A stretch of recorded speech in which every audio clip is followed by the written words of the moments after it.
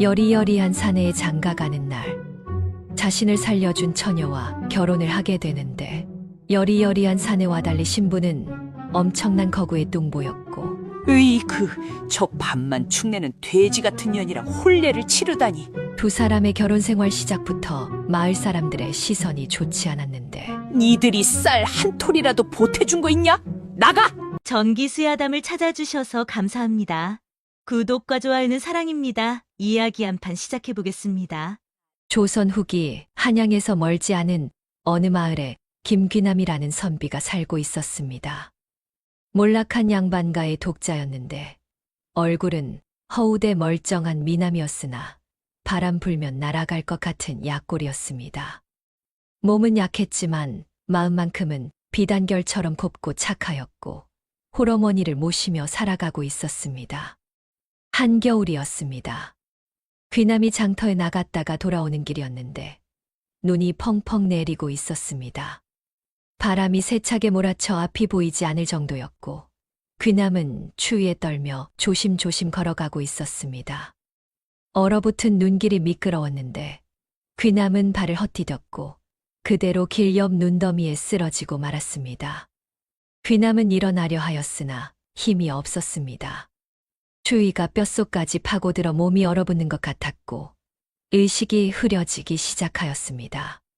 귀남은 이대로 죽는구나 싶었는데 홀어머니를 남겨두고 가는 것이 죄송하여 눈물이 흘렀으나 곧 눈을 감았습니다.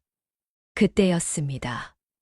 누군가 귀남을 흔드는 느낌이 들었고 여보시오, 정신 차리시오 라는 목소리가 희미하게 들려왔습니다. 귀남은 간신히 눈을 떴는데 눈앞에 거대한 얼굴이 있었습니다. 여자였고 덩치가 어마어마하게 컸는데 귀남은 곰인가 싶었으나 곧 정신을 잃고 말았습니다. 복순이라는 여인이었습니다. 25살의 처녀였는데 덩치가 장정두른될 만큼 컸습니다. 힘도 장사여서 쌀 한 가마니를 한 손으로 들 수 있었고 장터에 심부름을 다녀오는 길이었습니다. 복수는 장터에서 돌아오는 길이었습니다. 눈보라를 헤치고 걷던 중 길가에 무언가 쓰러져 있는 것을 발견하였는데 처음에는 짐승인가 싶었으나 자세히 보니 사람이었습니다. 복순이 달려가 살펴보니 젊은 선비가 눈 속에 파묻혀 있었는데 얼굴은 새하얗고 입술은 파랗게 질려 있었습니다. 손목을 짚어보니 맥이 거의 끊어져 가고 있었고 복수는 놀라 선비의 몸을 흔들었으나 반응이 없자 이대로는 안 되겠다 싶었습니다. 복수는 주저하지 않았습니다. 선비를 등에 업으려 하였으나 그러면 시간이 오래 걸릴 것 같았고 복수는 선비를 한 손으로 옆구리에 끼웠습니다.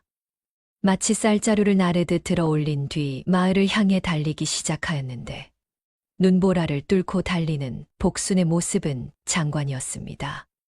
거대한 덩치가 눈속을 헤치며 달려가고 있었고 옆구리에는 사람이 끼어 있었는데 그 모습을 본 마을 사람들이 비명을 질렀습니다.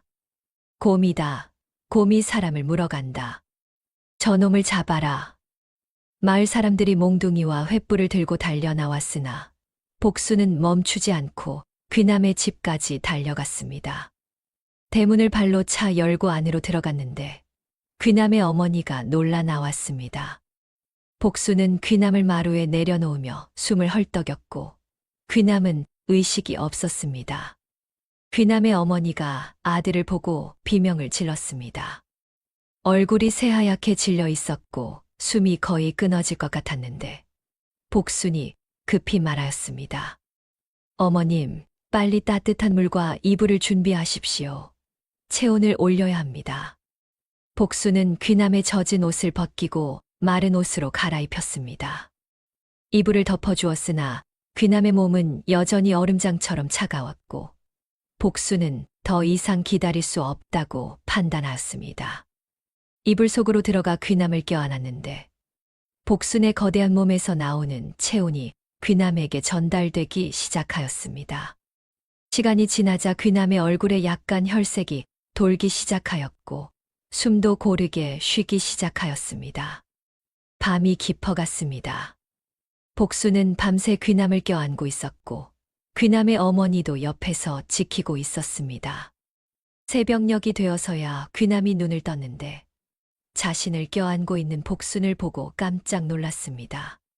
하지만 복순이 자신을 구해준 것을 알고 있었기에 고개를 숙여 감사하다고 말하였습니다. 하지만 문제가 생겼습니다. 밤새 복순이 귀남의 집에 있었다는 것이 마을에 소문이 났는데 처녀 총각이 밤을 함께 보냈다는 이야기가 퍼졌습니다. 복순은 갈 곳이 없어졌는데 부모는 이미 돌아가셨고 친척들도 없었습니다. 마을 사람들은 복순을 손가락질하기 시작하였고 복순은 마을 외곽의 작은 움막에 홀로 숨어 지내야 하였습니다. 사흘 뒤 귀남이 복순을 찾아갔습니다. 복순은 움막 안에 웅크리고 앉아 있었는데 귀남이 들어서자 놀라 고개를 들었습니다. 귀남이 복순 앞에 무릎을 꿇었는데 그 모습에 복순은 더욱 놀랐습니다. 복순 아씨, 당신은 제 생명의 은인이옵니다. 제가 당신 때문에 누명을 쓰게 만들었으니 제가 책임을 지겠사옵니다. 저와 혼인해 주시겠사옵니까? 복순이 놀라 귀남을 보았습니다.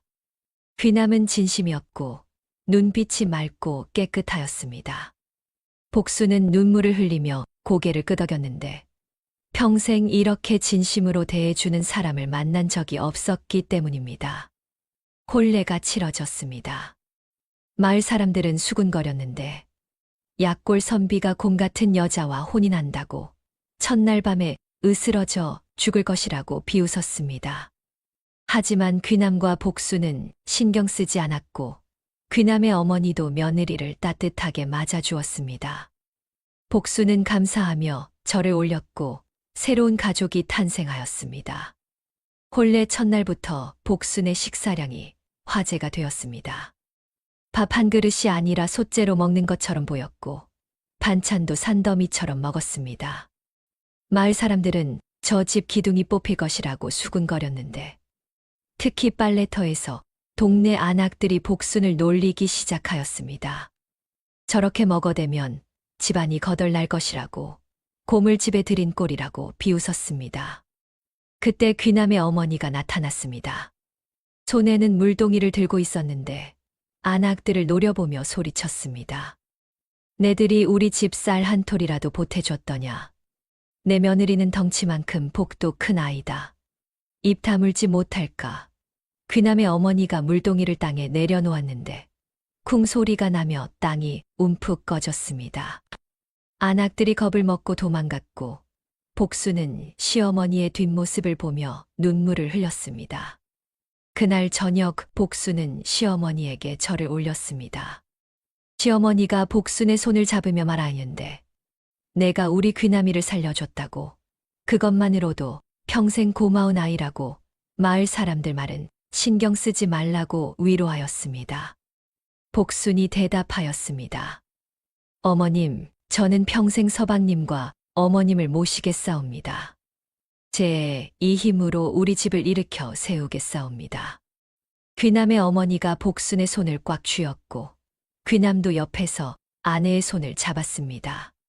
세 사람은 서로를 바라보며 미소 지었는데 비록 가난하지만 서로를 아끼는 마음만은 누구보다 풍족하였습니다. 하지만 평화는 오래가지 못하였습니다. 며칠 뒤 마을의 악덕 지주 변대감이 귀남의 집을 찾아왔습니다. 그는 음흉한 미소를 지으며 귀남에게 제안을 하기 시작하였는데 이것이 귀남 가족에게 큰 시련의 시작이 될 것이었습니다.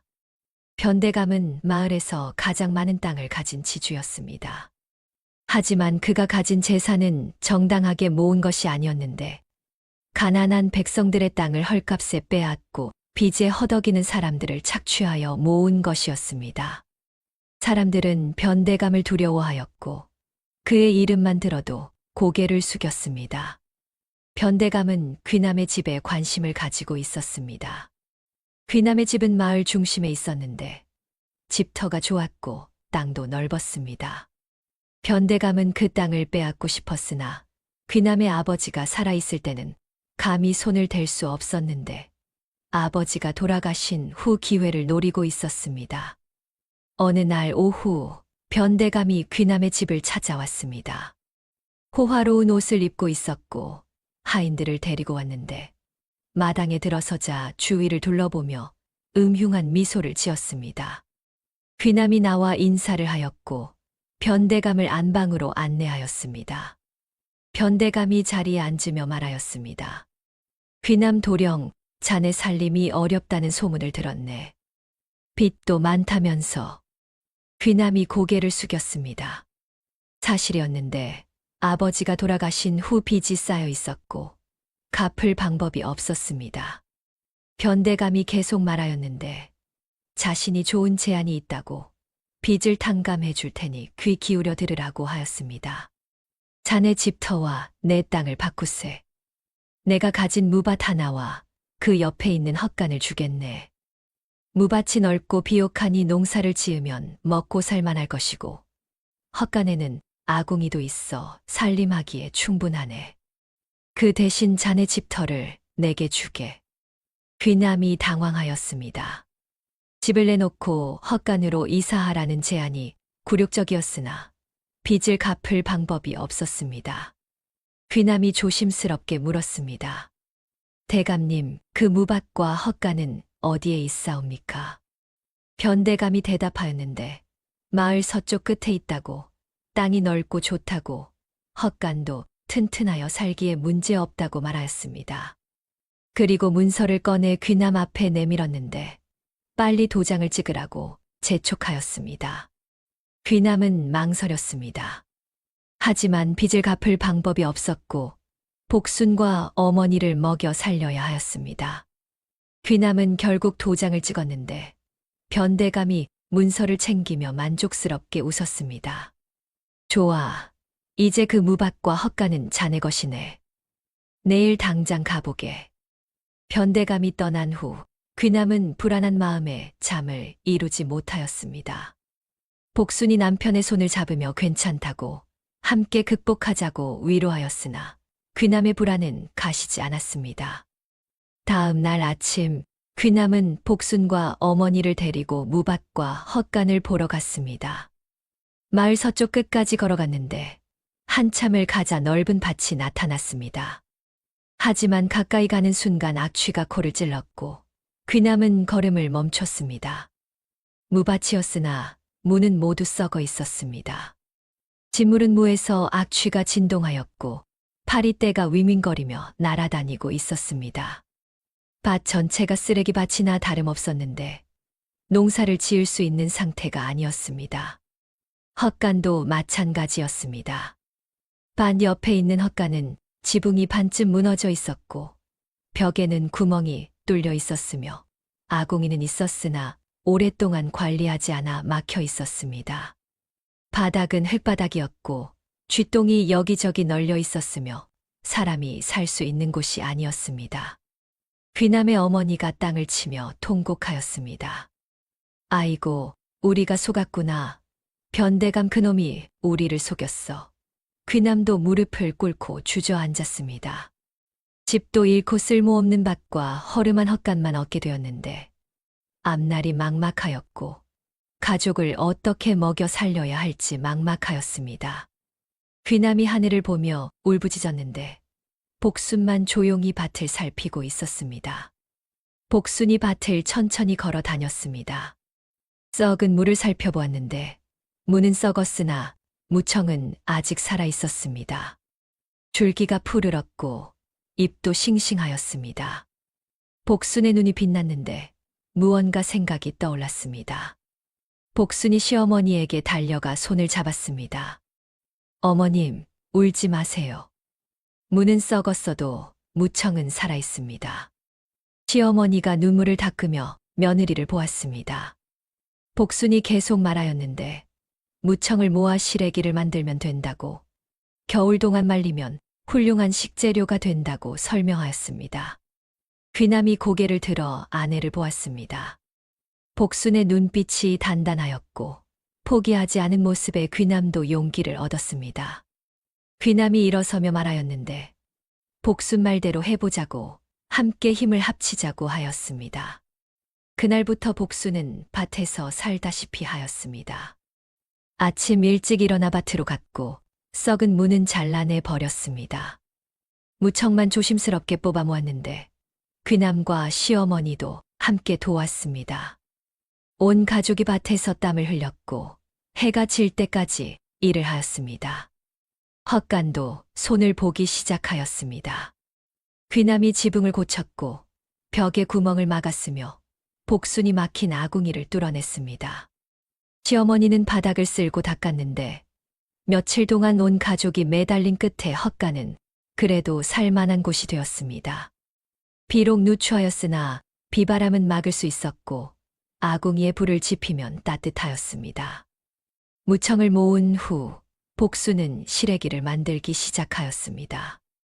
무청을 깨끗이 씻어 햇볕에 말렸는데 겨울 찬바람에 얼렸다 녹였다를 반복하였습니다. 이렇게 하면 시래기가 부드러워지고 맛이 좋아진다는 것을 복수는 알고 있었는데 어릴 적 어머니에게 배운 방법이었습니다. 밤에도 복수는 쉬지 않았습니다. 시래기를 손질하였고 다시 말렸으며 품질을 확인하였습니다. 귀남이 걱정하여 쉬라고 하였으나 복수는 괜찮다고 이 정도는 아무것도 아니라고 웃으며 대답하였습니다. 한 달이 지났습니다. 복순이 만든 시래기가 산더미처럼 쌓였는데 품질이 훌륭하였습니다. 색깔이 고왔고 냄새도 구수하였으며 귀남의 어머니가 시래기를 보며 감탄하였습니다. 이야, 복순아, 내가 이렇게 훌륭한 시래기를 만들다니. 이걸로 뭘 할 셈이냐? 복순이 미소를 지으며 대답하였습니다. 어머님, 이걸로 장사를 하려고 합니다. 시래기 국밥을 팔면 돈을 벌 수 있을 것 같습니다. 귀남이 놀라 아내를 보았습니다. 국밥 장사라는 생각은 해본 적이 없었는데 복순의 눈빛이 자신감에 차 있었습니다. 귀남이 물었는데 어떻게 할 것이냐고, 자본도 없는데 가능하겠느냐고 걱정하였습니다. 복순이 대답하였습니다. 서방님, 저를 믿으십시오. 제가 국밥을 끓이고 서방님은 손님을 받으시고 어머님은 돈을 받으시면 됩니다. 우리 셋이 힘을 합치면 못할 일이 없습니다. 귀남의 어머니가 며느리의 손을 잡았습니다. 며느리가 든든하였고 이런 며느리를 둔 것이 천운이라 생각하였습니다. 어머니가 말하였는데 해보자고, 우리 복순이 하자는 대로 해보자고 격려하였습니다. 그날 밤 세 사람은 계획을 세웠습니다. 복순이 국밥 끓이는 법을 설명하였고 귀남은 필요한 물품을 정리하였으며 어머니는 장터의 좌판을 펼 장소를 알아보기로 하였습니다. 비록 가난하였으나 희망이 보이기 시작하였고 세 사람은 설렘의 잠을 이루지 못하였습니다. 며칠 후 복순은 장터에 갈 준비를 마쳤습니다. 가마솥을 구하였고 시래기와 된장을 준비하였으며 나무상을 만들어 손님이 앉을 자리를 마련하였습니다. 드디어 국밥 장사를 시작할 날이 다가왔는데 귀남 가족의 새로운 도전이 시작될 것이었습니다. 장터 개장일이 밝았습니다. 복수는 새벽부터 일어나 가마솥에 물을 끓이기 시작하였습니다. 시래기를 듬뿍 넣었는데 한 줌씩 정성스럽게 손질한 것들이었습니다. 된장을 풀자 구수한 냄새가 퍼지기 시작하였고 복수는 만족스러운 표정으로 국을 저었습니다. 귀남과 어머니도 분주하게 움직였습니다. 귀남은 나무상과 그릇들을 수레에 실었고 어머니는 돈 주머니를 허리춤에 차고 준비를 마쳤습니다. 세 사람은 서로를 보며 고개를 끄덕였는데 드디어 첫 장사를 시작하는 날이었습니다. 장터는 이미 북적이고 있었습니다. 상인들이 좌판을 펼치고 있었고 장돌뱅이들이 이리저리 오가며 물건을 구경하고 있었습니다. 복순네 가족은 장터 구석진 곳에 자리를 잡았는데 사람들의 눈에 잘 띄지 않는 곳이었으나 어쩔 수 없었습니다. 좋은 자리는 이미 다른 상인들이 차지하고 있었기 때문입니다. 복순이 가마솥을 내려놓고 불을 지폈습니다. 김이 모락모락 피어올랐고 구수한 냄새가 주위로 퍼져나가기 시작하였습니다. 귀남은 나무상을 펼쳤고 그릇을 정리하였으며 어머니는 가격표를 세웠습니다. 한 그릇에 5푼이었는데 싼 가격이었습니다. 하지만 손님이 오지 않았습니다. 사람들이 지나가며 힐끔힐끔 쳐다보기는 하였으나 아무도 멈추지 않았습니다. 한 시즌이 지났으나 여전히 손님은 없었고 복수는 초조해지기 시작하였습니다. 그때 한 안악이 지나가다 코를 킁킁거렸습니다. 냄새를 맡은 것인데 복순네 좌판 쪽을 보았으나 곧 고개를 저으며 지나갔습니다. 다른 안악도 마찬가지였는데 냄새는 좋으나 복순의 거대한 덩치를 보고 겁을 먹은 듯하였습니다. 귀남의 어머니가 안타까워하며 말하였습니다. 복순아, 사람들이 안 오는구나. 어떻게 하면 좋겠느냐? 복순이 잠시 생각하더니 가마솥 뚜껑을 활짝 열었습니다. 그리고 부채를 꺼내 바람을 일으키기 시작하였는데 김이 더욱 많이 피어올랐습니다. 구수한 냄새가 바람을 타고 장터 전체로 퍼져나갔는데 된장과 시래기가 어우러진 냄새였습니다. 냄새에 이끌린 사람들이 하나둘씩 모여들기 시작하였습니다. 한 장돌뱅이가 멈춰서서 물었습니다. 아주머니, 이게 뭔데 이렇게 냄새가 좋소? 복순이 밝게 웃으며 대답하였습니다. 시래기 국밥이 옵니다. 한 그릇에 5푼이니 한번 드셔보시지요. 장돌뱅이가 머뭇거렸습니다. 5푼이면 싼 가격이었으나 처음 보는 음식이라 망설여졌습니다. 하지만 냄새가 너무 좋아 결국 앉았고 복순이 국밥을 부어주었습니다. 그릇에는 시래기가 듬뿍 들어있었고 된장 국물이 자작하게 담겨 있었습니다. 장돌뱅이가 숟가락을 들어 한 입 떠먹었는데 눈이 커졌습니다. 맛있었습니다. 시래기가 부드러웠고 된장 국물이 구수하였으며 목 넘김이 좋았습니다. 장돌뱅이가 감탄하며 소리쳤습니다. 그아, 이게 무슨 맛이오? 둘이 먹다 하나 죽어도 모를 맛이구려. 그 소리를 들은 다른 사람들이 몰려들기 시작하였습니다.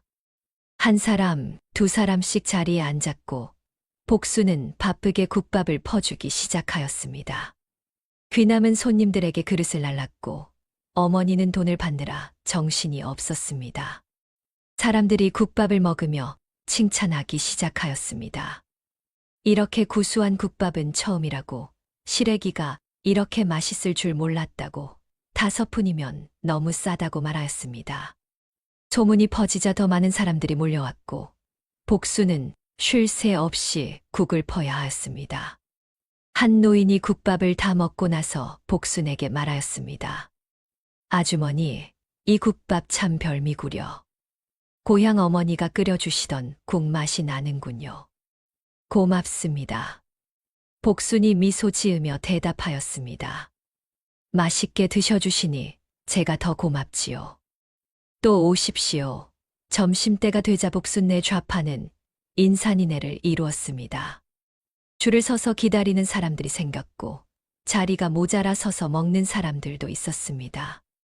복수는 땀을 뻘뻘 흘리며 국을 퍼댔고 귀남은 그릇을 나르며 정신없이 움직였으며 어머니는 돈을 세느라 손이 바빴습니다. 가마솥이 바닥을 드러내기 시작하였습니다. 시래기가 다 떨어져 가고 있었는데 복수는 아쉬워하며 마지막 손님에게 국밥을 퍼주었습니다. 남은 손님들에게 죄송하다고 내일 다시 오면 더 많이 준비하겠다고 말하였고 사람들은 아쉬워하며 돌아갔습니다. 장이 파하고 집으로 돌아가는 길이었습니다. 어머니가 돈주머니를 꺼내 세어보았는데 눈이 휘둥그레졌습니다. 한 냥이 넘게 벌었던 것입니다. 하루 장사치고는 대박이었고 어머니는 기쁨에 겨워 눈물을 흘렸습니다. 복순아, 우리가 해냈구나. 이렇게 많은 돈을 벌다니. 복순도 기뻤으나 곧 진지한 표정이 되었습니다. 내일은 더 많은 손님이 올 것이라고, 시래기를 더 준비해야 한다고, 가마솥도 하나 더 구해야 한다고 말하였습니다. 귀남이 아내의 손을 잡으며 고맙다고 말하였고 복수는 고개를 저으며 우리가 함께 한 일이라고 대답하였습니다. 그날 밤 세 사람은 헛간에서 축제를 벌였습니다. 어머니가 장터에서 사온 고기를 구웠고 복순이 밥을 지었으며 귀남이 술을 따랐습니다. 비록 누추한 헛간이었으나 세 사람의 얼굴에는 행복이 가득하였고 희망이 보이기 시작하였습니다. 다음 날부터 복순네 국밥집은 장터의 명물이 되었습니다. 사람들이 일찍부터 줄을 서서 기다렸고 복순은 가마솥 2개를 놓고 국밥을 끓였습니다. 귀남은 능숙하게 손님을 받았고 어머니는 돈을 세며 웃음을 멈추지 못하였습니다. 장터의 다른 상인들도 복순네를 주목하기 시작하였습니다. 한 엿장수가 복순에게 다가와 말하였는데 국밥 맛이 훌륭하다고 자기도 단골이 되겠다고 하였습니다. 떡장수 안악도 복순을 칭찬하였고 포목상 주인도 복순네 국밥을 사 먹으러 왔습니다. 하지만 모두가 복순을 좋아한 것은 아니었습니다. 장터 반대편에서 국밥을 팔던 한 아주머니가 복순을 질투하기 시작하였는데 손님들이 자기 좌판을 지나쳐 복순내로 가는 것이 못마땅하였습니다. 아주머니가 복순에게 와서 따졌습니다. 당신 국밥에 뭘 넣었소? 사람들이 미친 듯이 먹는 걸 보니 무슨 약이라도 넣은 게 아니오? 복순이 차분하게 대답하였습니다. 아주머니, 저는 그저 정성을 넣었을 뿐이옵니다. 시래기를 정성껏 말렸고 국을 정성껏 끓였지요. 다른 건 없습니다. 아주머니가 코웃음을 쳤으나 더 이상 뭐라 하지 못하고 돌아갔습니다. 복수는 그런 질투도 개의치 않았는데 자신은 그저 열심히 일할 뿐이라고 생각하였습니다. 한 달이 지났습니다. 복순네 국밥집은 장터에서 가장 인기 있는 곳이 되었고 돈도 제법 모였습니다. 귀남의 어머니가 복순에게 말하였는데 이제 헛간을 벗어나 제대로 된 집을 구할 수 있을 것 같다고 복순 덕분에 우리 집안이 일어서고 있다고 감사하였습니다. 하지만 복순은 아직 이르다고 하였습니다. 더 열심히 일해서 집도 사고 땅도 사고 빚도 다 갚아야 한다고 말하였습니다. 귀남이 아내의 어깨를 토닥이며 천천히 하자고 건강이 중요하다고 걱정하였으나 복순은 괜찮다고 웃으며 대답하였습니다. 복순네 국밥집의 명성이 퍼지기 시작하였고 마을 사람들도 복순을 다시 보기 시작하였습니다. 예전에 곰이라고 비웃던 사람들이 이제는 복순을 존경하였고 복순의 부지런함과 지혜를 칭찬하였습니다. 하지만 이 소식은 변대감의 귀에도 들어갔고 변대감은 복순네가 잘 되는 것이 못마땅하여 무언가 계획을 꾸미기 시작하였습니다. 국밥집이 잘 되어 가던 어느 날 마을에 불길한 소문이 돌기 시작하였습니다. 올해 농사가 흉년이 들었다는 것이었는데 비가 제때 오지 않아 곡식이 제대로 자라지 못하였습니다. 장터에 나온 곡식도 눈에 띄게 줄어들었고 가격은 치솟기 시작하였습니다. 더 큰 문제는 산적대가 나타났다는 소문이었습니다. 굶주린 사람들이 무리를 지어 산으로 들어갔는데 이들이 산적이 되어 마을을 습격한다는 이야기가 퍼졌습니다. 이미 이웃 마을 몇 곳이 습격을 당하였고 곡식을 빼앗겼다는 소식이었습니다. 어떤 마을에서는 사람이 다치기도 하였다는데 마을 사람들의 불안은 커져만 갔습니다. 마을 사람들은 공포에 떨기 시작하였습니다. 부자들은 곡식을 숨기기 바빴고 가난한 사람들은 하루하루를 근심 속에 보내고 있었습니다. 변대감은 곡식 창고에 자물쇠를 여러 개 걸었고 하인들에게 창고를 지키라고 명하였습니다. 밤이 되면 마을 곳곳에서 개 짖는 소리가 들렸고 사람들은 문을 꼭꼭 잠그고 잠을 청하였습니다. 귀남의 어머니도 걱정하기 시작하였습니다. 어느 날 저녁 헛간에서 복순에게 말하였는데 우리도 쌀을 좀 숨겨야 하는 것 아니냐고 산적들이 오면 어떻게 하느냐고 불안해하였습니다. 복순이 시어머니의 손을 잡으며 말하였습니다. 어머님, 우리가 가진 쌀이 얼마나 되겠사옵니까? 숨긴다고 해서 산적들 눈을 피할 수 있겠사옵니까? 차라리 나눠주는 것이 낫지 않겠사옵니까? 어머니가 놀라 며느리를 보았습니다. 나눠준다는 말이 믿기지 않았는데 지금도 넉넉하지 않은 형편의 쌀을 나눠주다니 말이 안 된다고 생각하였습니다. 복순아, 내 말은 착하지만 우리도 살아야 하지 않느냐? 쌀을 다 나눠주면 우리는 어떻게 사느냐? 복순이 차분하게 대답하였습니다. 어머님, 굶주린 사람들이 산적이 되는 것이옵니다. 배가 부르면 칼을 들 이유가 없지 않겠사옵니까? 우리가 그들에게 밥을 주면 그들은 우리를 해치지 않을 것이옵니다. 귀남도 아내의 말에 고개를 끄덕였습니다. 복순의 생각이 옳다고 느꼈는데 사람은 배고프면 짐승이 되지만 배가 부르면 다시 사람이 된다는 것을 알고 있었습니다. 며칠 후 복순은 결심을 실행에 옮겼습니다. 국밥집에서 번 돈으로 쌀을 샀는데 많지는 않았으나 주먹밥을 만들기에는 충분하였습니다. 밤새도록 복순은 주먹밥을 만들었습니다. 한 개 한 개 정성스럽게 만들었는데 가마솥만 한 주먹밥들이 산더미처럼 쌓여갔습니다. 복순의 큰 손으로 빚어낸 주먹밥은 보통 사람 주먹의 2배는 되었고 한 개만 먹어도 배가 부를 정도였습니다. 어머니가 말리려 하였으나 복순은 듣지 않았습니다. 귀남이 아내를 도와 주먹밥을 만들었고 어머니도 결국 합류하였습니다. 세 사람은 밤새 주먹밥을 만들었는데 새벽녘이 되자 헛간 한쪽이 주먹밥으로 가득 찼습니다. 복순은 주먹밥을 광주리에 담으며 흐뭇하게 웃었고 이것으로 많은 사람들을 살릴 수 있을 것이라 생각하였습니다. 그날 오후 마을의 비명소리가 들렸습니다. 산적대가 마을로 내려온 것이었는데 수십 명의 사내들이 무기를 들고 있었습니다. 칼과 몽둥이를 든 그들의 모습은 무시무시하였고 얼굴은 수척하게 야위어 있었으며 눈에는 절박함이 가득하였습니다.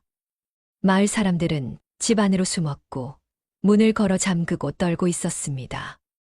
산적들이 변대감의 집으로 향하였습니다. 창고를 부수려 하였는데 변대감은 이미 도망간 뒤였습니다. 산적들이 도끼로 창고 문을 부수기 시작하였고 쿵쿵 소리가 마을에 울렸습니다.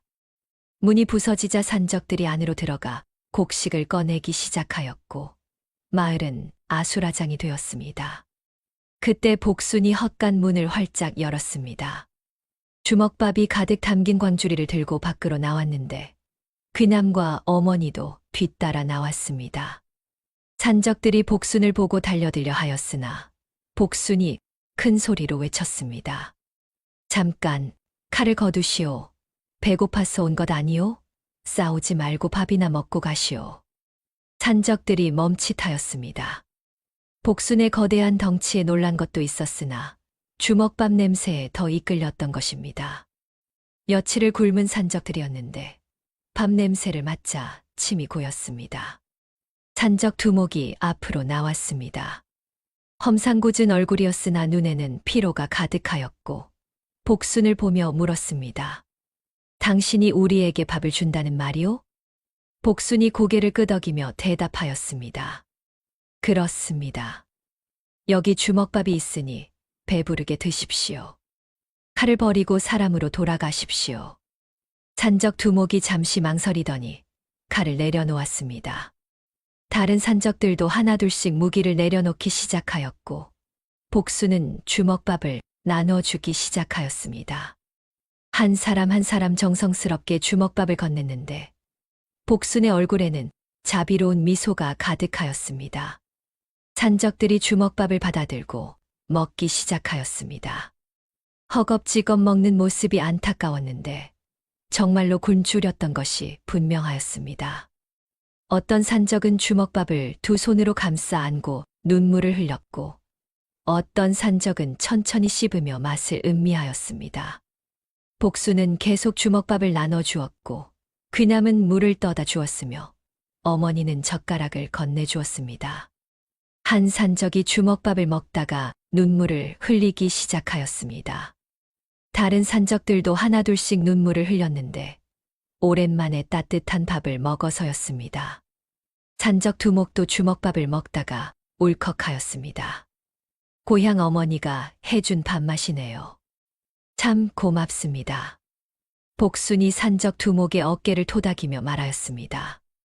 배고프면 누구나 짐승이 됩니다. 하지만 배가 부르면 다시 사람이 되지요. 이제 고향으로 돌아가십시오. 어머님이 기다리고 계실 것입니다. 산적 두목이 고개를 끄덕였습니다. 주먹밥을 다 먹은 산적들이 하나둘씩 일어서기 시작하였는데 복순에게 절을 하고 떠나기 시작하였습니다. 산적 두목이 마지막으로 복순에게 말하였는데 은혜를 잊지 않겠다고 언젠가 꼭 보답하겠다고 약속하였습니다. 산적들이 떠난 후 마을 사람들이 집 밖으로 나오기 시작하였습니다. 복순을 보며 감탄하였는데 산적들을 밥으로 물리쳤다는 것이 믿기지 않았습니다. 사람들이 복순을 둘러싸고 칭찬하기 시작하였고 어떤 이는 복순을 살아있는 부처라고 불렀습니다. 하지만 변대감만은 화가 나 있었습니다. 창고에서 곡식을 빼앗긴 것도 억울한데 복순네는 오히려 명성을 얻었으니 더욱 못마땅하였습니다. 변대감은 이를 갈며 복순네를 해칠 방법을 궁리하기 시작하였는데 이것이 나중에 더 큰 사건으로 이어질 것이었습니다. 그날 밤 귀남이 아내의 손을 잡으며 말하였습니다. 당신 덕분에 마을이 무사했소. 당신은 정말 대단한 사람이오. 복순이 고개를 저으며 대답하였습니다. 저는 그저 사람이 사람답게 살아야 한다고 생각했을 뿐입니다. 우리가 가진 것을 나누면 모두가 살 수 있지 않겠습니까? 어머니도 며느리를 껴안으며 눈물을 흘렸습니다. 이런 며느리를 둔 것이 복이라고 복순이야말로 진짜 복덩이라고 말하였습니다. 세 사람은 서로를 안으며 위로하였고 비록 가난하지만 서로를 아끼는 마음만은 누구보다 부유하였습니다. 산적들이 떠난 후 마을은 평화를 찾았습니다. 복순네 국밥집은 더욱 유명해졌는데 사람들이 복순을 보러 일부러 찾아오기도 하였습니다. 장터에 나가면 사람들이 복순을 보며 고개를 숙여 인사하였고 복순은 그럴 때마다 쑥스러워하며 웃었습니다. 하지만 변대감은 여전히 복순네를 못마땅하게 여기고 있었습니다. 산적들에게 창고를 털린 것도 억울한데 복순네가 마을의 영웅이 되었으니 더욱 화가 났습니다. 변대감은 하인들을 시켜 복순네를 감시하기 시작하였고 트집을 잡을 기회를 노리고 있었습니다. 변대감의 집 사랑방에는 밤마다 불이 켜져 있었는데 무언가 계략을 꾸미고 있는 것이 분명하였습니다. 보름이 지난 어느 날 밤 귀남네 헛간 주위가 수상하게 움직이기 시작하였습니다. 어둠 속에서 여러 그림자가 보였는데 헛간 주변을 맴돌고 있었습니다. 복순이 잠결의 소리를 들었고 몸을 일으켜 밖을 살폈습니다. 귀남과 어머니도 깨어나 불안한 표정으로 복순을 바라보았는데 혹시 도적이 온 것은 아닌가 걱정하였습니다. 누군가 헛간 뒤쪽에 서 있었습니다. 복순이 조심스럽게 문을 열고 나갔는데 달빛에 비친 그림자가 여러 개 보였습니다. 복순이 긴장하며 물었습니다. 누구십니까? 한밤중에 여긴 무슨 일이십니까? 그림자 중 하나가 앞으로 나왔습니다. 산적 두목이었는데 복순을 보자 무릎을 꿇었습니다. 다른 산적들도 하나씩 모습을 드러내며 절을 올렸습니다. 그들의 얼굴은 이전과 달리 혈색이 좋아져 있었고 눈빛도 밝았으며 사람다운 모습을 되찾은 것이 분명하였습니다. 은인이시여, 저희가 약속을 지키러 왔습니다. 복순이 놀라 산적들을 일으켰습니다. 산적 두목이 등에 메고 온 보따리를 내려놓았는데 안에는 멧돼지 고기와 산나물 그리고 약초가 가득 들어 있었습니다. 다른 산적들도 각자 가져온 물건들을 내려놓기 시작하였고 헛간 앞이 순식간에 선물로 가득 찼습니다. 멧돼지 고기는 싱싱하였고 산나물은 귀한 것들이었으며 약초는 돈으로도 구하기 힘든 것들이었습니다. 산적 두목이 복순에게 말하였는데 은혜를 잊지 않았다고 산에서 구한 최고의 것들을 가져왔다고 설명하였습니다. 복순이 감동하여 눈물을 글썽이며 고맙다고 하였으나 산적 두목은 고개를 저었습니다. 은인께서는 저희를 사람으로 대해 주셨습니다. 저희가 짐승이 아니라 사람이라고 믿어주셨습니다. 그 은혜는 평생 잊지 못할 것입니다. 한 산적이 앞으로 나와 복순에게 절을 올렸습니다. 그는 고향으로 돌아가 가족을 만났다고, 은인 덕분에 사람으로 돌아갈 수 있었다고 감사 인사를 하였습니다. 다른 산적들도 하나씩 이야기를 하기 시작하였는데, 어떤 이는 농사를 다시 시작하였다고, 어떤 이는 장사를 시작하였다고 말하였습니다. 복순이 산적들의 손을 잡으며 말하였습니다. 여러분이 다시 사람답게 사는 것, 그것이 저에게는 가장 큰 보답입니다. 이 선물들도 고맙지만 여러분이 행복하게 사는 모습이 더 기쁩니다. 산적들이 눈물을 흘리며 고개를 숙였습니다. 그때 멀리서 횃불빛이 보이기 시작하였습니다. 누군가 이쪽으로 오고 있었는데 산적들이 긴장하였습니다. 산적 두목이 복순에게 작별 인사를 하며 말하였는데 은인께서 어려움을 겪으시면 산으로 연락을 보내라고 자신들이 달려오겠다고 약속하였습니다. 산적들이 어둠 속으로 사라진 후 변대감이 하인들을 데리고 나타났습니다. 횃불을 들고 헛간 주위를 살피던 변대감이 복순을 보고 비웃었습니다. 밤중에 수상한 자들과 만나고 있었구나. 산적들과 내통하고 있었던 것이냐? 복순이 차분하게 대답하였습니다. 대감님, 저는 아무 잘못도 하지 않았습니다. 그저 산에서 온 손님들이 인사를 하러 왔을 뿐입니다. 변대감이 코웃음을 치며 헛간 앞에 쌓인 선물들을 보았습니다. 멧돼지 고기와 약초를 보자 눈이 번쩍 뜨였는데 저것들이 탐났습니다. 변대감이 손을 뻗어 약초를 집으려 하였으나 복순이 변대감의 손을 막았습니다. 대감님, 이것들은 제 것입니다. 손대지 마십시오. 변대감의 얼굴이 붉어졌습니다. 미천한 것이 감히 자신의 손을 막다니 분노가 치밀었는데 하인들에게 소리쳤습니다. 이것들을 다 가져가라. 산적들이 훔친 물건일 것이다. 하인들이 선물들을 집으려 하였으나 귀남이 헛간에서 나와 변대감 앞에 섰습니다. 비록 약골이었으나 목소리만큼은 단호하였고 변대감을 똑바로 보며 말하였습니다. 대감님, 저희 아내는 산적들을 사람으로 돌려보낸 것입니다. 그들은 이제 산적이 아닙니다. 고향으로 돌아간 선량한 백성들입니다.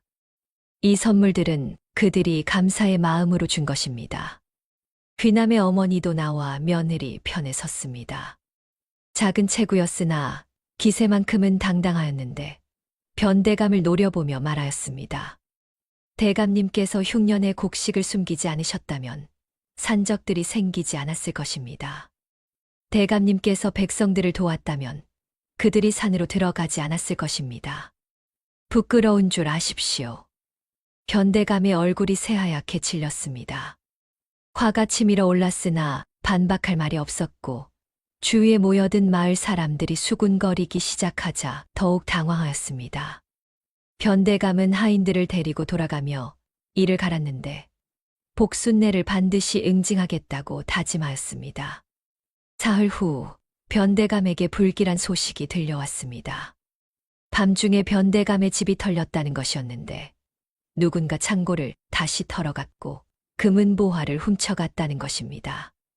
하지만 이상한 점이 있었는데 훔쳐간 물건들이 마을의 가난한 사람들 집 앞에 놓여 있었다는 것입니다.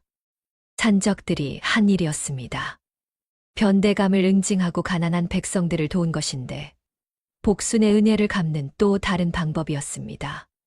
변대감은 관가에 신고하려 하였으나 증거가 없었고 오히려 자신이 백성들을 착취한 것만 드러날까 두려워 입을 다물었습니다.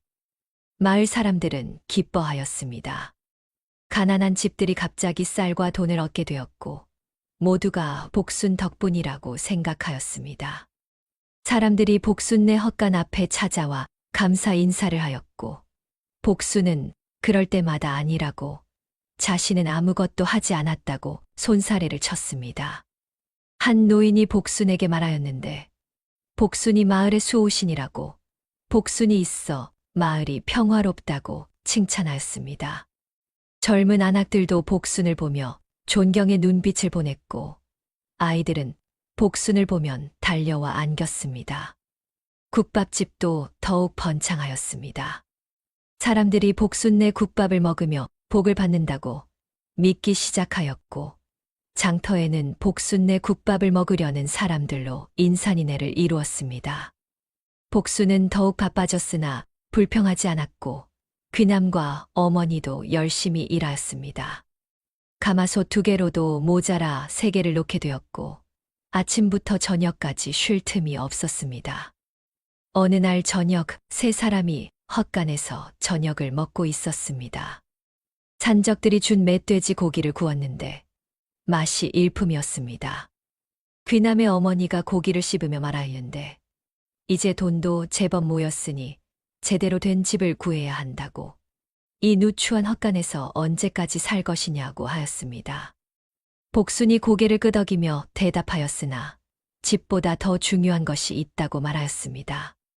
귀남과 어머니가 무엇이냐고 묻자 복순은 미소를 지으며 대답을 미루었습니다. 복순의 마음속에는 이미 계획이 있었는데 그것은 남편을 위한 것이었습니다. 그날 밤 복순은 잠들지 못하고 생각에 잠겼습니다. 국밥집이 잘 되고 돈도 모였지만 이것만으로는 부족하다고 느꼈습니다. 남편이 진짜 능력을 발휘하려면 과거에 급제해야 한다고 생각하였고, 그것이 가족 모두를 위한 길이라 믿었습니다. 복수는 결심을 굳혔는데 남편을 한양으로 보내 과거를 보게 하리라 다짐하였습니다.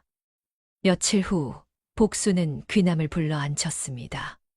저녁을 먹은 후였는데 복순의 표정이 진지하였습니다. 귀남이 무슨 일이냐고 묻자 복순은 남편의 손을 잡고 천천히 말하였습니다. 서방님, 과거를 보러 가셔야 합니다. 귀남이 놀라 아내를 보았습니다. 과거를 볼 생각은 해본 적이 없었는데 집안 형편이 어려워 꿈도 꾸지 못하였습니다. 귀남이 고개를 저으며 말하였는데 돈도 없고 실력도 부족하다고 자신은 그저 국밥이나 팔면서 살겠다고 하였습니다. 하지만 복수는 단호하였습니다. 남편은 그를 잘 안다고 충분히 급제할 수 있다고 자신이 뒷바라지하겠다고 말하였습니다. 귀남의 어머니도 며느리 편을 들었는데 아들이 과거에 급제하면 집안이 일어설 수 있다고 복순이 말대로 해보라고 격려하였습니다. 서방님, 저를 믿으십시오. 제가 국밥집을 지키고 어머님을 모시고 돈도 벌겠습니다. 서방님은 그저 공부만 하시면 됩니다. 귀남은 망설였으나 결국 고개를 끄덕였습니다. 아내와 어머니가 이렇게까지 믿어주는데 거절할 수 없었고 자신도 한번 도전해보고 싶다는 생각이 들었습니다.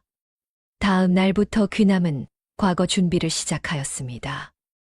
낮에는 국밥집을 도왔고 밤에는 책을 읽으며 공부하였습니다.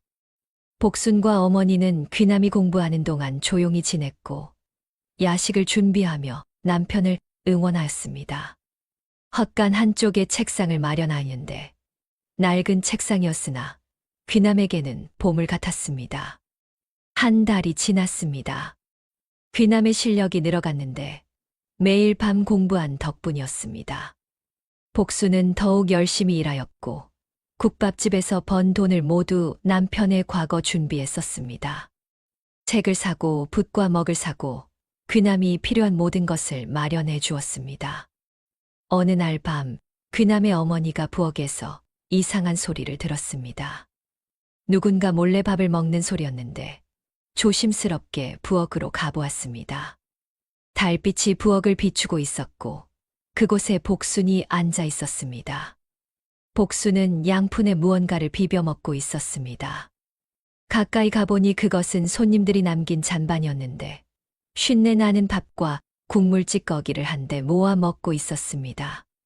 복수는 그것을 허겁지겁 먹고 있었고 얼굴에는 고통스러운 표정이 가득하였습니다. 어머니가 놀라서 소리쳤습니다. 복순아, 이게 무슨 짓이냐? 왜 이런 것을 먹느냐? 복순이 깜짝 놀라 돌아보았습니다. 양푼을 급히 숨기려 하였으나 이미 늦었고 어머니가 양푼을 보고 말았습니다. 어머니가 양푼을 들어보니 악취가 났는데 상한 음식이 분명하였습니다. 어머니가 며느리의 손을 잡고 다그쳤습니다. 돈도 많은데 왜 이러느냐? 제대로 된 밥을 먹지 않고 왜 이런 것을 먹느냐? 복순이 고개를 숙이고 울기 시작하였습니다. 참았던 눈물이 터져 나왔는데 한참을 울다가 입을 열었습니다. 어머님, 저는 서방님 공부 뒷바라지를 해야 합니다. 돈을 아껴야 합니다. 좋은 음식은 서방님과 어머님께 드려야 하고 저는 이런 것으로 배를 채우면 됩니다. 어머니가 며느리를 꼭 껴안았습니다. 눈물이 쏟아졌는데 이런 며느리를 둔 것이 고마우면서도 가슴이 찢어지는 것 같았습니다. 어머니가 울면서 말하였는데 이제부터는 제대로 된 밥을 먹으라고 며느리가 쓰러지면 누가 국밥집을 하느냐고 말하였습니다. 복순이 고개를 저으며 대답하였습니다. 어머님, 저는 괜찮습니다. 이 정도는 아무것도 아닙니다. 서방님이 급제하시면 모든 것이 나아질 것입니다. 어머니가 며느리의 얼굴을 자세히 보았습니다. 그제야 깨달았는데 복순의 얼굴이 이전보다 부어 있었습니다. 뚱뚱한 것이 아니라 부종이었는데 상한 음식과 짠 국물 찌꺼기로 배를 채우다 보니 몸이 퉁퉁 부은 것이었습니다. 복순아, 내가 이렇게까지. 어머니는 더 이상 말을 잇지 못하고 며느리를 껴안고 통곡하였습니다. 복순도 어머니 품에서 울었는데 참았던 고통이 터져 나왔습니다. 밤새도록 일하고 상한 음식으로 배를 채우고 그렇게 번 돈을 모두 남편에게 쏟아부은 나날들이 떠올랐습니다. 다음 날 아침 어머니는 귀남을 불렀습니다. 어젯밤 일을 말하려 하였으나 복순이 만류하였고 어머니는 할 수 없이 입을 다물었습니다. 하지만 어머니는 결심하였는데 이제부터 복순이 제대로 된 밥을 먹도록 지켜보겠다고 다짐하였습니다. 복순은 여전히 열심히 일하였습니다. 국밥집은 더욱 번창하였고 손님들이 몰려들었습니다. 하지만 이제 어머니가 복순을 감시하고 있었고 복순이 잔반을 먹으려 하면 빼앗아 버렸습니다. 어머니가 복순을 위해 따로 밥을 지어 주었고 복순은 어쩔 수 없이 제대로 된 밥을 먹어야 하였습니다. 2달이 더 지났습니다. 과거 시험 날짜가 다가왔는데 귀남은 한양으로 떠날 준비를 하였습니다. 복순이 남편의 옷을 정성스럽게 빨아주었고 노자돈을 챙겨주었으며 도시락도 만들어 주었습니다. 떠나는 날 아침 복순과 어머니가 귀남을 배웅하였습니다. 귀남이 아내와 어머니를 보며 말하였는데 꼭 급제해서 돌아오겠다고 두 분을 호강시켜드리겠다고 약속하였습니다. 복순이 남편의 손을 잡으며 말하였습니다. 서방님, 급제하시든 못하시든 상관없습니다. 그저 건강하게 돌아오십시오. 그것이 저에게는 가장 중요합니다. 귀남이 아내를 꼭 껴안았습니다. 이런 아내가 있어 행복하다고 반드시 성공해서 돌아오겠다고 다짐하였습니다. 귀남이 길을 떠났고 복순과 어머니는 그 뒷모습을 오래도록 바라보았습니다.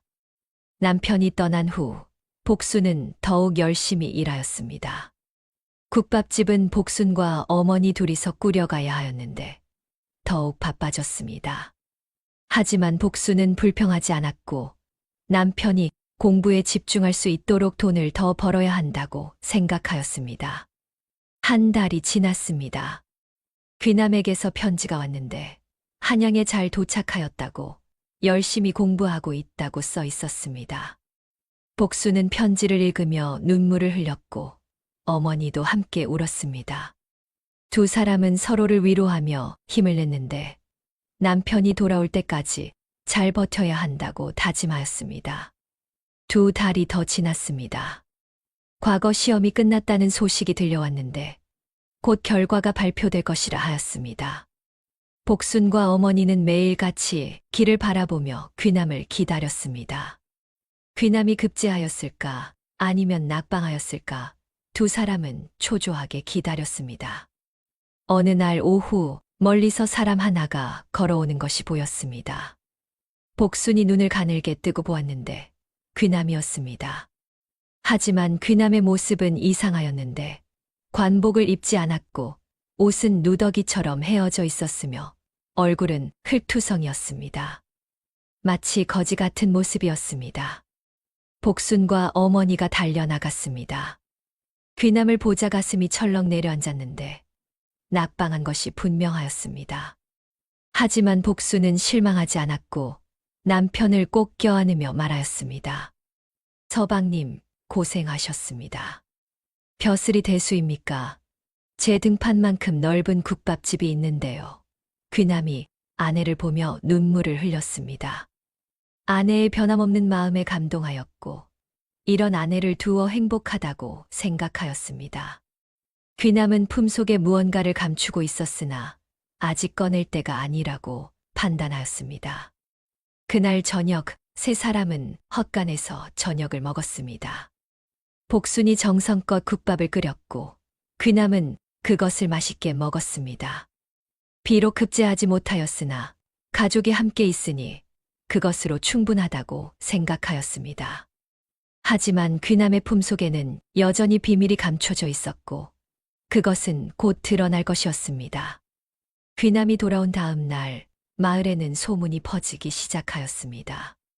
과거에 낙방한 귀남이 거지꼴로 돌아왔다는 이야기였는데 사람들은 수군거리기 시작하였습니다. 복순네 국밥집이 잘 되는 것을 시샘하던 이들은 이번 기회에 비웃기 시작하였고 장터에는 복순네를 조롱하는 소리가 넘쳐났습니다. 장터로 가는 길에 귀남이 복순과 함께 걸어가고 있었습니다. 사람들이 귀남을 보며 손가락질하였는데 낙방한 선비라고 거지 신세가 되었다고 비웃었습니다. 한 안하기 동료들에게 말하는 것이 들렸는데 복순이 고생해서 번 돈을 남편이 다 날려먹었다고 쓸데없이 과거나 보러 갔다고 험담하였습니다. 귀남은 고개를 숙이고 걸었습니다. 사람들의 조롱이 가슴에 꽂혔으나 참아야 하였고 복순이 남편의 손을 꽉 잡아주었습니다. 복순은 아무렇지 않다는 듯 당당하게 걸었는데 사람들의 시선 따위는 신경 쓰지 않는다는 표정이었습니다. 국밥집에 도착하자 손님이 눈에 띄게 줄어 있었습니다. 예전에는 아침부터 사람들로 북적였으나 이제는 자리가 반이나 비어 있었습니다. 사람들이 복순네를 피하기 시작한 것인데 낙방한 집안과 어울리면 자신들도 재수가 없어진다고 믿었기 때문입니다. 복순은 개의치 않고 국을 끓이기 시작하였습니다. 가마솥에 시래기를 넣고 된장을 풀었는데 여전히 구수한 냄새가 퍼져나갔습니다. 귀남의 어머니도 자리를 지켰고 귀남은 나무상을 정리하며 손님을 기다렸습니다. 그때 변대감이 하인들을 대동하고 나타났습니다. 거드름을 피우며 국밥집 앞에 섰는데 큰 소리로 말하기 시작하였습니다. 여봐라, 낙방거사가 돌아왔다며 꼴을 보니 정말 거지가 다 되었구나. 주위에 있던 사람들이 웃기 시작하였습니다. 변대감이 더욱 신이 나서 조롱하였는데 쓸데없이 과거나 보러 갔다가 돈만 날렸다고 이제 국밥집도 오래 못 갈 것이라고 비웃었습니다. 듣자 하니 손님도 뚝 끊겼다지. 낙방한 집안의 밥을 누가 먹겠느냐. 조만간 이 국밥집도 문을 닫을 것이다. 복순이 가마솥에서 국을 퍼다 변대감 앞에 내밀었습니다. 변대감이 의아한 표정으로 복순을 보았는데 복순은 조용히 말하였습니다. 대감님, 한 그릇 드시고 가십시오. 제 국밥은 누가 먹어도 맛있습니다. 변대감이 코웃음을 쳤습니다. 그릇을 발로 차버렸는데 국물이 땅에 쏟아졌습니다. 주위 사람들이 숨을 죽였고 복수는 표정 하나 변하지 않고 변대감을 바라보았습니다. 낙방한 집안의 국밥 따위 누가 먹느냐. 너희 집안은 이제 끝이다. 변대감이 하인들을 데리고 떠났고 주위 사람들도 하나둘씩 자리를 떠나기 시작하였습니다. 국밥집은 순식간에 텅 비었는데 손님이라고는 한 명도 남지 않았습니다. 귀남의 어머니가 눈물을 흘렸습니다. 이렇게 열심히 일했는데 하루아침에 모든 것이 무너지는 것 같았고 앞날이 막막하였습니다. 귀남도 자책하고 있었는데 자신 때문에 가족이 이런 고통을 받는다는 생각에 가슴이 찢어지는 것 같았습니다. 하지만 복순만은 포기하지 않았습니다. 쏟아진 국물을 닦아내고 다시 가마솥으로 돌아가 국을 저었습니다. 손님이 없어도 국은 끓여야 한다고 언젠가 다시 손님이 올 것이라고 믿었습니다. 어머님, 서방님, 걱정 마십시오. 우리가 잘못한 것이 없는데 무엇이 두렵겠습니까? 복순의 목소리는 단호하였습니다. 귀남이 아내를 보며 미안하다고 말하려 하였으나 복순이 고개를 저었습니다. 서방님, 미안해하지 마십시오. 서방님은 최선을 다하셨습니다. 결과가 어떻든 저는 서방님을 믿습니다. 귀남이 품속을 만졌습니다.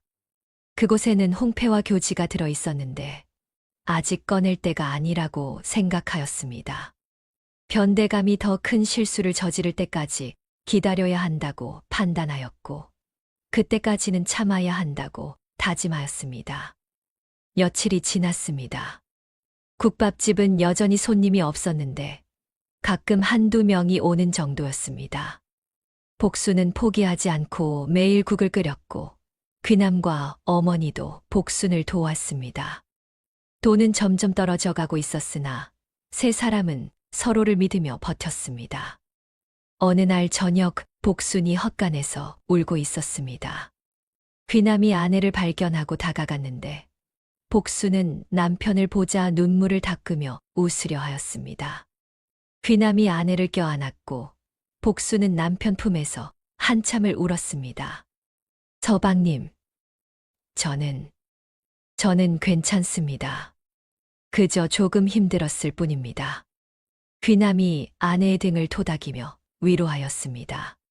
품속의 홍패를 만지며 생각하였는데 조금만 더 참으면 모든 것이 해결될 것이라고 아내에게 보답할 날이 올 것이라고 다짐하였습니다.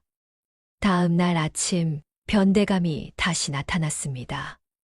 이번에는 포졸들을 데리고 왔는데 무언가 큰 계획을 세운 것이 분명하였습니다. 변대감이 국밥집 앞에 서서 큰 소리로 외쳤습니다. 김귀남, 내 놈의 국밥집은 무허가 건물이다. 관가의 허가도 없이 장사를 하였으니 철거해야 한다. 복순과 귀남, 어머니가 놀라 변대감을 보았습니다. 변대감이 음흉하게 웃으며 계속 말하였는데 오늘 당장 국밥집을 철거하고 복순네를 옥에 가두겠다고 협박하였습니다. 포졸들이 앞으로 나섰고 변대감이 데려온 깡패들도 몽둥이를 들고 다가왔습니다. 복순이 가족 앞을 가로막고 섰는데 절대 물러서지 않겠다는 표정이었습니다. 대감님, 저희는 아무 잘못도 하지 않았습니다. 변대감이 비웃으며 대답하였습니다. 잘못이 없다고 무허가 건물을 짓고 장사를 한 것이 잘못이 아니냐. 이제 너희는 끝이다. 긴장감이 감돌았습니다. 포졸들이 국밥집으로 다가오기 시작하였고 깡패들도 몽둥이를 휘두를 준비를 하였습니다. 복수는 이를 악물고 버텼고 귀남은 품속의 홍패를 만지며 때를 기다렸습니다. 바로 그때 어디선가 소리가 들렸습니다. 지붕 위에서 누군가 뛰어내리는 소리였는데 여러 명이었습니다. 사람들이 놀라 고개를 들었고 그곳에는 익숙한 얼굴들이 있었습니다. 산적 두목과 부하들이었습니다. 그들이 지붕에서 뛰어내려 복순네 앞을 막아섰는데 산적 두목이 큰 소리로 외쳤습니다. 누가 우리 은인네 단골집을 건드려 밥값 하러 왔다. 마을이 순식간에 아수라장이 되기 시작하였고 진짜 싸움이 시작될 순간이었습니다. 산적들이 지붕에서 뛰어내렸습니다.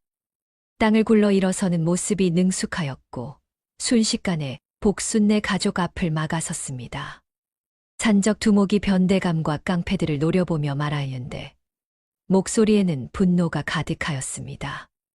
우리 은인네를 괴롭히다니 감히.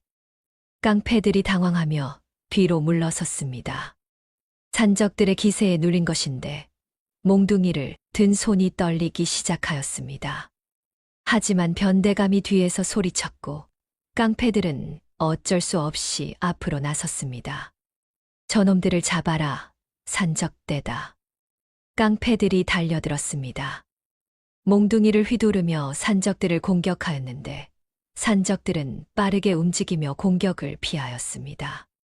산적 두목이 한 깡패의 몽둥이를 낚아채 빼앗았고 그것으로 다른 깡패의 다리를 쳤습니다. 깡패가 비명을 지르며 쓰러졌고 다른 산적들도 깡패들을 하나씩 제압하기 시작하였습니다. 한 산적이 깡패 둘을 동시에 넘어뜨렸습니다. 주먹으로 한 놈의 턱을 후려쳤고 발로 다른 놈의 배를 찼는데 두 깡패가 동시에 쓰러졌습니다. 다른 산적은 깡패의 팔을 비틀어 제압하였고 또 다른 산적은 깡패를 들어 올려 땅에 내동댕이 쳤습니다. 순식간에 깡패들이 모두 쓰러졌습니다. 비명소리와 신음소리가 들렸고 깡패들은 땅바닥을 굴러다니며 고통스러워하였습니다. 산적들은 먼지를 털며 복순에게 다가왔는데 산적 두목이 공손하게 절을 올렸습니다. 은인께서 고생하셨습니다. 저희가 늦게 와서 죄송합니다. 복순이 감동하여 산적들의 손을 잡았습니다. 고맙다고 말하려 하였으나 목이 메어 말이 나오지 않았고 눈물만 흘렀습니다. 산적 두목이 복순의 어깨를 토닥이며 위로하였습니다. 변대감이 뒤에서 소리쳤습니다. 포졸들에게 산적들을 잡으라고 명령하였는데 포졸들이 칼을 빼들고 앞으로 나섰습니다. 관군이다. 산적들은 무기를 버리고 항복하라. 산적들이 긴장하며 포졸들을 보았습니다. 관군과 싸우면 역적이 되는 것인데 산적들은 어찌할 바를 몰랐습니다. 산적 두목이 복순을 보호하려 앞에 섰고 다른 산적들도 복순네 가족을 둘러쌌습니다. 그때 귀남이 앞으로 나섰습니다. 조용히 서 있던 귀남이 포졸들 앞에 섰는데 목소리는 낮았으나 힘이 있었습니다. 관군이 도적을 안 잡고 도적 같은 양반의 개가 되었느냐? 포졸들이 당황하며 귀남을 보았습니다. 귀남이 품속에 손을 넣었는데 무언가를 꺼내기 시작하였습니다. 사람들이 숨을 죽이고 지켜보았고 변대감도 이상한 느낌이 들어 귀남을 주시하였습니다. 귀남이 품에서 홍패를 꺼내 들었습니다. 붉은 종이에 금빛 글씨가 쓰여 있었는데 과거 급제를 증명하는 문서였습니다. 사람들이 숨을 멈췄고 변대감의 얼굴이 창백해지기 시작하였습니다. 귀남이 다시 품에 손을 넣어 교지를 꺼냈습니다. 임금의 도장이 찍힌 발령장이었는데 이 고을 신임 현감으로 임명한다는 내용이 적혀 있었습니다. 귀남이 교지를 높이 들어 올리며 큰 소리로 외쳤습니다. 나는 이 고을 신임 현감 김귀남이다. 마을이 순식간에 조용해졌습니다. 사람들이 믿을 수 없다는 표정으로 귀남을 보았고 복순과 어머니는 놀라 입을 벌리고 있었습니다. 포졸들이 황급히 무릎을 꿇었고 변대감은 다리가 풀려 주저앉았습니다. 귀남이 포졸들을 보며 말하였습니다. 나는 거지 행색으로 돌아온 것이 아니다. 백성들의 삶을 직접 보기 위해 미행을 한 것이다. 그리고 이 고을의 실상을 똑똑히 보았다. 귀남이 변대감을 가리키며 계속 말하였습니다. 변대감, 그대는 백성들을 착취하고 흉년에 곡식을 숨겼으며 산적이 생기는 원인을 제공하였다. 또한 무고한 백성을 괴롭히고 관권을 사적으로 이용하려 하였다. 이는 중죄이다. 변대감이 땅에 엎드려 빌기 시작하였습니다. 현감님, 잘못했습니다. 용서해 주십시오. 귀남이 차갑게 대답하였습니다. 용서는 백성들이 결정할 일이다. 포졸들아, 변대감을 잡아 옥에 가두어라. 그의 재산을 몰수하고 백성들에게 나눠주도록 하라. 포졸들이 변대감을 끌고 갔습니다. 변대감이 발버둥치며 살려달라고 외쳤으나 소용없었고 사람들은 그 모습을 보며 환호하기 시작하였습니다. 악질 지주가 드디어 벌을 받는 것이었고 마을에는 기쁨이 넘쳤습니다. 귀남이 산적 두목에게 다가갔습니다. 산적 두목이 긴장하며 귀남을 보았는데 자신들도 잡혀갈까 걱정하였습니다. 하지만 귀남은 산적 두목의 손을 잡았습니다. 그대들은 내 아내의 은인들이다. 또한 고향으로 돌아가 선량하게 살고 있다고 들었다. 나는 그대들을 처벌하지 않겠다. 다만 앞으로도 사람답게 살아주기 바란다. 산적 두목이 눈물을 흘리며 절을 올렸습니다. 다른 산적들도 함께 절하였는데 은인 부부에게 감사하다고 평생 은혜를 잊지 않겠다고 맹세하였습니다. 산적 두목이 마지막으로 복순에게 인사하였습니다. 은인께서 저희를 사람으로 만들어 주셨습니다. 이제 저희는 떳떳하게 살 수 있습니다. 국밥 잘 먹고 갑니다. 산적들이 쿨하게 사라졌습니다. 어둠 속으로 사라지는 그들의 뒷모습은 당당하였고 복순은 그들을 위해 기도하였습니다. 마을 사람들이 복순네를 둘러쌌습니다. 사또 부인이 된 복순을 축하하였고 복순은 쑥스러워하며 웃었습니다. 귀남의 어머니도 눈물을 흘리며 기뻐하였는데 아들이 사또가 되었다는 것이 믿기지 않았습니다. 귀남이 복순의 손을 잡았습니다. 여보, 당신 덕분입니다. 당신이 나를 믿어주고 뒷바라지해주지 않았다면 이 자리에 오지 못했을 것입니다. 복순이 고개를 저으며 대답하였습니다. 서방님, 이것은 서방님의 실력입니다. 저는 그저 옆에서 도왔을 뿐입니다. 두 사람이 서로를 껴안았고 마을 사람들이 박수를 쳤습니다. 귀남의 어머니도 며느리를 껴안으며 울었는데 이런 며느리를 둔 것이 천운이라고 감사하였습니다. 에필로그. 계절이 바뀌고 세월이 흘렀습니다. 귀남은 사또로서 선정을 베풀었는데 백성들의 이야기를 직접 듣고 억울한 일을 바로잡았습니다. 변대감의 재산을 몰수하여 가난한 백성들에게 나눠주었고 흉년에 대비해 곡식을 비축하였으며 마을은 평화롭고 풍요로워졌습니다. 복수는 여전히 국밥집을 지키고 있었습니다. 사또 부인이 되었으나 국밥 끓이는 것을 멈추지 않았는데 백성들과 함께 있는 것이 좋았기 때문입니다. 복순의 몸은 이제 건강해졌고 부종이 빠져 얼굴도 맑아졌으며 예전보다 훨씬 활기차 보였습니다. 어느 날 저녁 귀남이 관아에서 퇴근하여 국밥집으로 왔습니다. 사또복을 벗고 소박한 옷으로 갈아입었는데 복순 옆에서 설거지를 도왔습니다. 마을 사람들이 그 모습을 보며 흐뭇하게 웃었고 복순도 남편을 보며 행복한 미소를 지었습니다. 귀남의 어머니도 건강하게 살고 있었습니다. 손님들에게 밥을 나르며 즐거워하였는데 며느리와 아들이 자랑스러웠습니다. 세 사람은 여전히 헛간에서 살고 있었으나 불평하지 않았고 서로를 아끼며 행복하게 지냈습니다. 한 노인이 국밥을 먹으며 말하였습니다. 사또님과 사모님 덕분에 우리 마을이 이렇게 좋아졌습니다. 정말 고맙습니다. 복순이 웃으며 대답하였습니다. 어르신, 국밥 맛있게 드십시오. 이것이 제가 할 수 있는 최선입니다. 옛말에 이런 말이 있습니다. 사람을 겉모습으로 판단하지 말라. 진심은 언젠가 빛을 발한다. 선한 마음으로 베푼 덕은 반드시 돌아온다 함이지요. 복수는 뒤늦게나마 자신의 가치를 인정받았고 귀남은 아내의 희생에 보답하였으며 두 사람은 서로에게 진짜 복덩이가 되었습니다. 이것이 바로 덩굴째 굴러 들어온 며느리의 복순이 이야기입니다. 이야기 들어주셔서 감사합니다.